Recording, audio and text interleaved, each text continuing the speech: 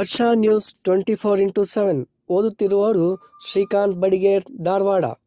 ಒಳಚರಂಡಿ ಕಾಮಗಾರಿ ದುರಂತ. ಮಲ್ಲಪ್ಪ ಜೋಗಿನ್ ನಿವಾಸಕ್ಕೆ ಮಾಜಿ ಸಚಿವ ಶಂಕರ್ ಪಾಟೀಲ್ ಮುನೇನಕೊಪ್ಪ ಭೇಟಿ, ಕಣ್ಣೀರು ಒರೆಸುವ ಪ್ರಯತ್ನ.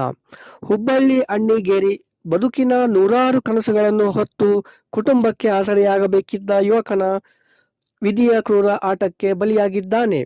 ಹುಬ್ಬಳ್ಳಿ ಗುಜರಾತ್ ಭವನದ ಬಳಿ ನಡೆಯುತ್ತಿದ್ದ ಒಳಚರಂಡಿ ಕಾಮಗಾರಿ ವೇಳೆ ಸಂಭವಿಸಿದ ದುರಂತದಲ್ಲಿ ಅಣ್ಣಿಗೇರಿ ತಾಲೂಕಿನ ಹಳ್ಳಿಕೇರಿ ಗ್ರಾಮ ಮುಲ್ಲಪ್ಪ ಜೋಗಿನ್ ಎಂಬವರು ಅಕಾಲಿಕ ಮರಣ ಹೊಂದಿದ್ದು, ಇಡೀ ಗ್ರಾಮವನ್ನೇ ಶೋಕಸಾಗರದಲ್ಲಿ ಮುಳುಗಿಸಿದೆ. ಮಗನನ್ನು ಕಳೆದುಕೊಂಡು ದಿಕ್ಕು ತೋಚದೆ ಕಣ್ಣೀರಿಡುತ್ತಿರುವ ಮಲ್ಲಪ್ಪನವರ ಕುಟುಂಬಕ್ಕೆ ಸಾಂತ್ವನ ಹೇಳಲು ಇಂದು ಮಾಜಿ ಸಚಿವರಾದ ಶಂಕರ್ ಪಾಟೀಲ್ ಮುನೇನಕೊಪ್ಪ ಅವರು ಮೃತರ ನಿವಾಸಕ್ಕೆ ಭೇಟಿ ನೀಡಿದರು.